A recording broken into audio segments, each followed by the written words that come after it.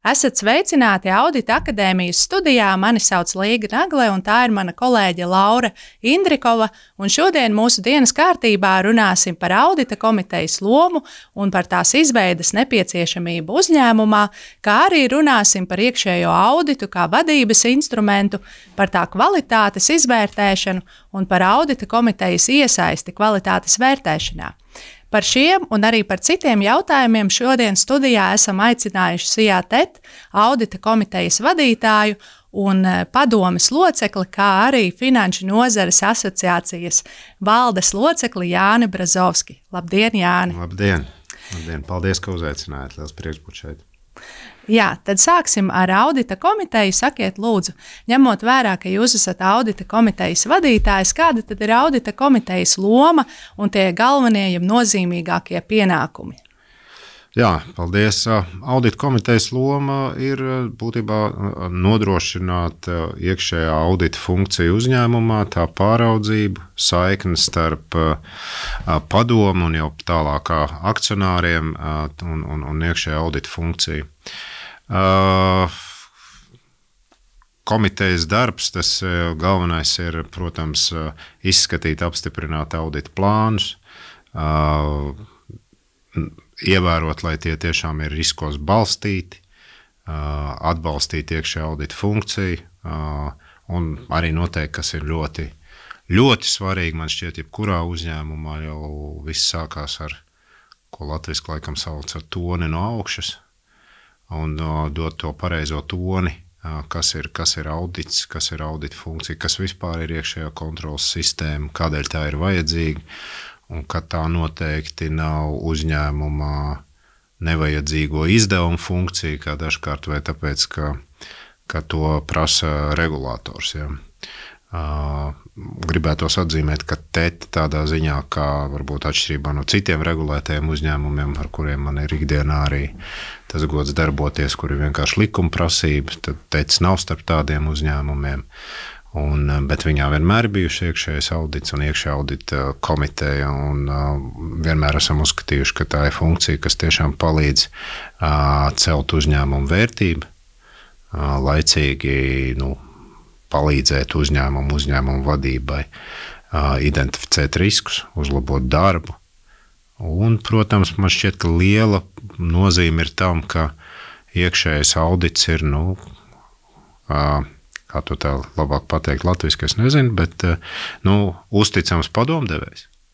Uzticams padomdevējs un, tā teikt, akcionāru, sevišķi tas noteikti ir publiskajās akciju sabiedrībās, ļoti, ļoti svarīgi, tā teikt, kājas uz zemes uzņēmumā, kas tur tieši notiek vai tieši otrādi nenotiek. Ja. Tieši tā. Tā es redzu audita funkciju, un tā man kolēģi TET redz audita funkciju. Kā jūs saredzat, kāds ir tas veiksmīgākais audita komitejas sastāvs? Varbūt kādām ir jābūt kompetencēm, kādiem ir jābūt cilvēkiem audita komitejā? Man šķiet, ka tā pirmā ļoti svarīgi ir, ka cilvēks vienkārši prot komunicēt. Jo komunikācijas spējas ir, manuprāt, tas, kas bieži vien, tikai auditā, bet izšķir daudz. Un es to nebeidzu uzsvērt, cik svarīgi ir komunikācija, atbilstoša komunikācija katrai, ja tā var teikt, riska segmentam un līnijai, jo viena lieta, kā jūs komunicējat ar valdi, augšējo menedžmentu, otra lieta, kā ar otrā līmeņa darbai darbiniekiem uz vietas. Tā kā, pirmais ir komunikācija, savstarpējā sadarbība.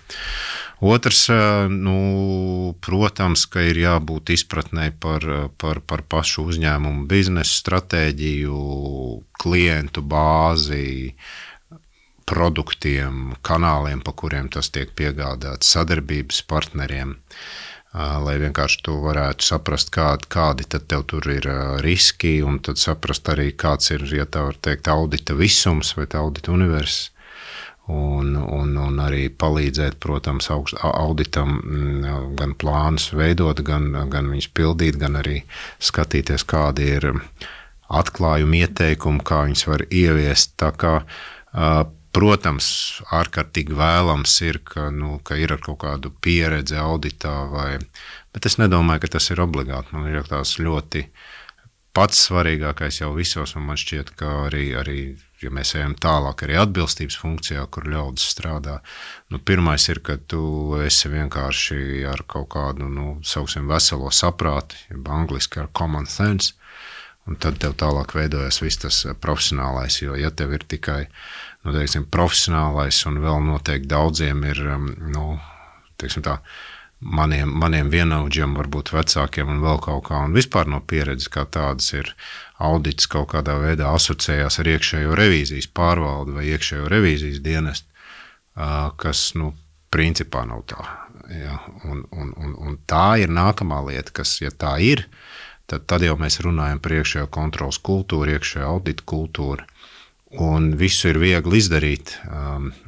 Vieglāk ir izdarīt dokumentus, uzrakstīt risku novērtējums, matricas, procedūras, cilvēks darbā pieņemt, bet iedzīvināt kultūru, tas ir ilgstošs darbs, atkarībā, protams, no uzņēmuma lieluma un varbūt darbinieku sastāv un tā, bet tas nekādā veidā nav tur pāris nedēļu jautājums. Valkot paralēli ar to, ka mums tagad ir tā pieredze finanšu sektorā, ko tur slēpt kapitālais remonts līdz ar ļoti daudzām labām lietām nes daudz sekas, nevēlams un neparedzēts. Un viena no tām ir sadarbība ar klientiem, kā mēs protam strādāt ar klientiem, vai tieši otrādi varbūt dažās vietās neprotam. Un tās, ja tā var teikt, gaidas no valsts, piemēram, puses, ka tagad ar novembri mēs dzīvosim pa jaunam, tāpēc, ka ir vadlīnijas pieņemts vai gaidas mainījušās no regulātora, tas, protams, ir labi un apsveicam, bet, lai, piedodiet, tas nonāktu kultūrā cilvēkam pie lodziņa, es atvainojos vienkārši pārnestā nozīmē, tur jāpaiet ilgākam laikam, jo viņam jau vēl ir nosēdums no iepriekšējā. Tā kā tas par audita kultūru un iekšējās kontrolas kultūru, ka tas ir tāds kopdarbs un tas nav dokumentu procedūru kopums. Jā, un runājot vēl par audita komiteju, kurā brīdī uzņēmumam vajadzētu domāt par to, ka jā, šis ir tas brīdis, mums vajag audita komiteju? Man šķiet tā, ir kaut kādi uzņēmumi, kuriem tas ir nenovēršam un vajadzīgs, tie ir tie kotētie uzņēmumi, viņiem tur nav daudz ko domāt un lielas izvēles nav, tā vienkārši ir formāla prasība, regulētajos uzņēmumos. Arī tā ir, sauksim, formāla prasība, bet ļoti svarīgi ir to formālo prasību tiešām pārvērst kaut kādā tādā, kas tev dod pievienoto vērtību visam tam uzņēmumam, uzlabo klientu pieredzi, sadarbības pieredzi un protams, un visā tajā trīsstūrī jau vienmēr sevišķi, es domāju, bez pārmetumiem, bet vienkārši novērojam, ka mūsu valstī kaut kā ļoti no tāda uzņēmuma trīsstūri, kur es redzu, teiksim, ir klienti, lai kas tie nebūtu uzņēmums pats, ieskaitot iekšējā audita funkciju, valdi un tā un darbi, vienmēr tur ir īpašnieki. Un mēs tos īpašniekus kaut kā vienmēr aizmirstam, ka kaut kur viņi tur ir, kaut kad viņi tur man to kapitālu ir iedevuši, vai tad viņiem tur tiešām ir jāmaksā, apmēram no šīs sērijas. Man liekas, ka tā ir tāda, maigi sakot, neprofesionāla attieksme un neizpratne par to, kas kuram pieder un kam galā tev ir jārada kaut kāda vērtība. Ja. Tā kā tas nevajag aizmirst par īpašniekiem visā šajā, ka tev arī tur ir jāpiegādā un ka viņi ir ieinteresēti vērtībā. Un pie tam neatkarīgi no tā, kurš ir tas īpašnieks. Ja īpašnieks ir valsts, tad varbūt vēl jau vairāk. Jo nav jau tādas valsts nauda. Ja. Ir tikai mūsu, šīs valsts iedzīvotāju nodokļu maksātāju nauda. Vai jūs varat padalīties, kāda ir tā praktiskā sadarbība? Ja, bet atbildot uz jautājumu, es domāju, tas viss ir riski izvērtējums, ko uzņēmums grib, kā viņam vai tas palīdz, nepalīdz reputācijai, vēl kaut ko. Man liekas, pēdējā lieta, ko to darīt ir, kad es kādreiz esmu dzirdējis, kas ir iekšējā kontrolas sistēma, tad, mēram, dokumentu kopums, kāds tur viņam tur ir taisījis. Tad tev arī audit nevajag, tas tev neko nepalīdzēs. jāsaprot tur pašiem uzņēmuma īpašniekiem vēl. Man liekas, pats galvenais ir jāsaprot, kad pienāk tas brīdis, kad tev tiešām ir vajadzīgs audits, lai tu vairotu un saglabātu uzņēmumu vērtību. Tur es esmu kategoriski pret to, ka tur ķeksīšu pēc, kāds kaut ko grib, tur ministrijai jāatskaitās vēl kaut ko. Ar tādu attieksmi, protams, tā ir lieka naudas tērēšana, bet audits nav par to. Jā, audits nav par to. Audits ir reāli par tādas pievienotās vērtības sniegšanu viennozīmīgi. Tur var piekrist un liekas, ka aizvien vairāk un vairāk tās organizācijas saprot savu šo te korporatīvās pārvaldības kultūras pilnveidi, gan kopumā runājot par iekšējām kontrolas sistēmām. Bet mēs arī esam savstarpēji skatījušies, ka šis te termins iekšējā kontrolas sistēma, viņš ir tik neskaidrs, katram vienam tas asociēs tiešām ar tādu kontroļu kopumu, kur ir vienkārši sarakstītas procedūras. Citi to redz krietni plašāk, un viņi redz, ka tur ir informācijas savstarpējā apmaiņa, tiešām risku vērtēšana, tādas skatīšanās pēc būtības. Līdz ar to tas noteikti ir sarežģīti. Man kaut kā tas vienmēr ir asociējies, es priekš sevis to esmu definējis. Man liekas, tāds normāls cilvēks dodās vienreiz gadā, asins analīzes nodot un vēl visu kaut ko, būtībā sevi noskrīnēt. Tā paša iemesla dēļ, ka vienkārši saglabāt savu vērtību, nevis tā, kā tur vajag. Man liekas, ka šeit arī ir liela paralēle darīt to apzināt tieši tāpēc, lai nekristos tavu vērtību un tu vēl ilgi varētu funkcionēt un strādāt. Un līdz ar to tas ir ieguldījums tevī, tāpat ir arī ar uzņēmumu. Un tas, kas tev ir uztaisījis to auditu un skrīningu, viņš pēc tam dod tev padomus, kā tev tur mazāk alkoholu lietot, mazāk cukuru, vairāk skriet. Ja? Šeit ir tieši tas pats, un man liekas tā funkcija, kas auditam vienmēr man šķiet ir labi, ka tajos darba plānos un vēl kaut ko līdz kādiem 20, ja vēl atļauties ideālā 25% tiek ieplānots, ka tu tiešām konsultē savus kolēģus un sniedz konsultācijas, jo jāsaprot, ka tas ir, tā ir tāda lieliska iespēja saņemt skatu no malas, profesionālu skatu no malas, ieteikumus, kā uzlabot savu darbu, skaidrs, nekas nav pavelti, bet, teiksim tā, par to pašu naudiņu. Tur nepiesaistot varbūt ārējos konsultants, negaidot, Dievs pasarga, kamēr tev tur kāds regulators atnāks un rēķini izrakstīs, jā. Tā saulēcīgi redzēt šo problēmu, skatīties, tieši tā, bet atkal, tur jau atkal pats galvenais, man liekas, vārds ir riskos balstīt pieeja un proporcionalitāti. Kā jūs saredzat varbūt par to audita komiteju, kā audita komiteja sadarbojas, vai kāds praktiski notiek pie jums te? Audita komiteja, iekšējais audits, valde, padome, kāds ir tā praktiskā sadarbība? Ļoti paldies, kā moderni teikt, ļoti labs jautājums, un man liekas, viņš ir ļoti, ļoti aktuāls jautājums. Tieši, ko es teicu par to sadarbību, viņa ir ārkārtīgi svarīga. Tad konkrēti tetā mums ir tā, ka vienreiz ceturksnī mums ir audita komitejas sēdes kopā ar audita funkcijas vadītāju, kur piedalās riska vadītāji no valdes, mēs visi audita komitejas locekļi. Parasti tas tā notiek pirms attiecīgajām padomas sēdēm, kur mēs izskatām ziņojumus, pārunājam, kas ir izdarīts, kas nav izdarīts, kādiem iemeslu dēļ nav izdarīts, kādi varbūt mums jauni riski parādījušies, jo atgriežoties pie audita plāna, es domāju, ka tā jau vairs nav pat modas lieta, bet tā tas, man liekas, notiek visos uzņēmumos, kuri tiešām uzskata auditu par nozīmīgu savus. Protams, ir gada plāns, bet mēs viņu veidojam tādu, ka tas nav, ka mēs viņu uz 12 mēnešiem tur esam iecirtuši. Viņš ir tāds dzīves organisms, kas mainās līdzi, kurā mēs pārbīdam, saprotam, varbūt tur nevajag pilnu auditu, tur pietiek ar tādu ad hoc kaut kādu vienkārši pārskatu, vai tieši otrādi ir kaut kādi parādījušies riski, kur nevar nevērtēt. Tā kā tā ir tā dzīve sastāvdaļa, ko mēs to arī darām. Otra lieta, man šķiet, ir ļoti svarīgi tiešām, lai nebūtu tikai tā, ka uzņēmums un iekšējā audits jūtās tā, ka tikai tad vienreiz ceturksnī man tur jāaiziet uz paklāju, atskaitīties, tad tur gudrie no malas pateiks, kā tur vajag, vai sliktāk atkal, ka pateiks, ko atkal neesmu izdarījis. Un tāpēc ļoti, vismaz es to praktizēju tetā, un man šķiet, tas mums ir arī ļoti labi, un es zinu arī daudzās, kur ir tāda sadarbība, padomu, tur tas darbs ir pavisam, vai arī audita komiteja savādāks.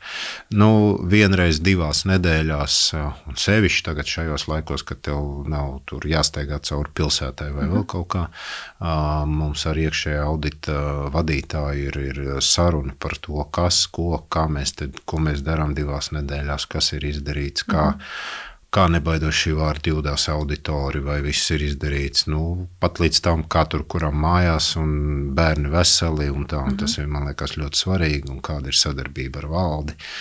Tā kā tas ir tāds regulārs sarunas 2 nedēļu. Un es zinu, ka audita vadītājs arī to dara tādā ziņā, ka viņš vai viņa arī regulārs tādas nedēļas sarunas visiem kopā, ko mēs darām, kā mēs darām, individuāls pārunas, tā kā tas ir ļoti, ļoti svarīgi. Tas, ko es teicu, tā ir komunikācija atbilstoša, kas un kā. Man liekas, tur nevarētu būt tā, ka iekšējais audits kaut kur sēž ziloņkalu tronī un tur dod vadošas sarunas. Un vēl man šķiet ir ļoti, ļoti, ko kolēģi iedibināja, un es viņam esmu bezgalīgi pateicīgs par to, ka, ko mēs sākām par to revīziju un kā, ka tu vienkārši ej arī pie auditējamajiem, pat neatkarīgi no tā, vai tur sācās audits vai nav sācies, bet vienkārši ej pie auditējumiem un stāst, kas ir iekšējais audits, ko viņi dara un ko viņi var dabūt no iekšējā audita. Un tas ir ļoti devis labs panākums, jo tiešām cilvēki atverās, cilvēki iekšējiem auditam, nevis tur, ka kaut ko nepateikšu, kas man ir slikts, bet viņi tieši ir gatavi pateikt, un viņiem arī ir, ko tur varētu darīt, kur mēs vienkārši gaisu tricinam, nezinām iemeslu dēļ, jo bieži vien jau, jebkurā sev cienošā uzņēmumā, es domāju, mēs varam atrast vai dieniņ, cik daudz procedūras, ko lielākā daļa jau sen ir aizmirsus, kāpēc viņas tur ir, jā. Sakiet, ja iestādē ir audita komiteja, cik daudz audita plānus var mainīt valde un padome? Un vai var vispār mainīt jūsu pieredzē? Mūsu pieredzē tā tas nenotiek. Protams, teorētiski tā tas tam vajadzētu būt, bet ja arī valde, piemēram, ar kaut kādu savu atsauksmi saka, ka viņi nepiekrīt tur audita plānā tam un tam, tad tas atkal atgriežas uz padomi. Un kā? Protams, ka nav jau, es atvainojos tur, viss jādara, padomi jau arī tikai sastāvdaļa uzņēmumu, valdē var būt kaut kāds cits, bet noteikti tas nevarētu būt gribu, negribu, patīk, nepatīk. Tur ir jābūt kaut kādam iemeslam, kāpēc mēs to vai nedarīsim, vai darīsim vēlāk, vai vienmēr jau var būt, es nezinu, ir kaut kādas tur procedūras, kas tur atkal nepatīk man šis vārds, bet pieņemsim pēc visa tur tā audita universa un tā, viņi tur ir pagājuši 5 gadi, vajadzētu noteikti viņu noauditēt, apstiprinām plānu, varbūt auditors arī to nav zinājis, dzīvi. Vai arī kaut ko valde ir uzsākus un valde saka, bet mēs šito nevaram procesu tāpēc, ka man visa tur tā daļa strādā uz to, ka mēs ieviešam jaunu sistēmu, kas apkalpos labāk klientus vai apstrādās to, tur pastāvēt uz to, ka nē, noteikti mēs to darīsim tagad un visi metīs pie malas, jo mums ir tā, tas būtu, maigi sakot, alternatīvi inteliģenti. Ja? Tā kā tās ir situācijas, kas ir jāvērtē, bet, ja tā pavisam godīgi, es nekad neesmu saskāries, kad ar audita plāniem ir kaut kādas tādas lietas. Cits jautājums, protams, kā jebkurā vienmēr ir diskusija par atklājumiem, ieteikumiem, ko var ieviest, kā var ieviest. Tā jau ir normāli, bet tā, ka ar plāniem, nē. Ir bijušas manas pieminētās korekcijas, bet tā, ka kāds tur nostājās pozā un tā, man grūti iedomāties tādu situāciju.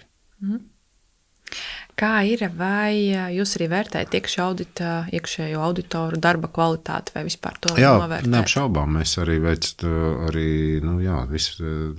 tas ir katra gada beigās, kad tev jāizvērtē kvalitāte un skaidrs, ka ko ir izdarījuši vēl, nezinu, kā ir citos uzņēmumos, bet tajos uzņēmumos, kur man ir tas gods, protams, ka auditori arī ir atalgojuma sistēmas sastāvdaļa. Auditoriem arī, kas ir tikai normāli par labu darbu un mērķu sasniegšanu un izpildi, pienākās atlīdzība, papildus bonus.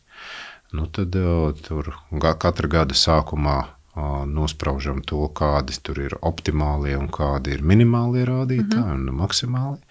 Un tad atkarībā no tā, kā audita komiteja to vērtē, kā to ir vērtējusi arī valde, kā to ir vērtējusi arī citu uzņēmumu darbinieki. Un tas pēc tādiem, tā var teikt, kvalitatīviem kritērijiem, pēc kvantitatīviem kritērijiem.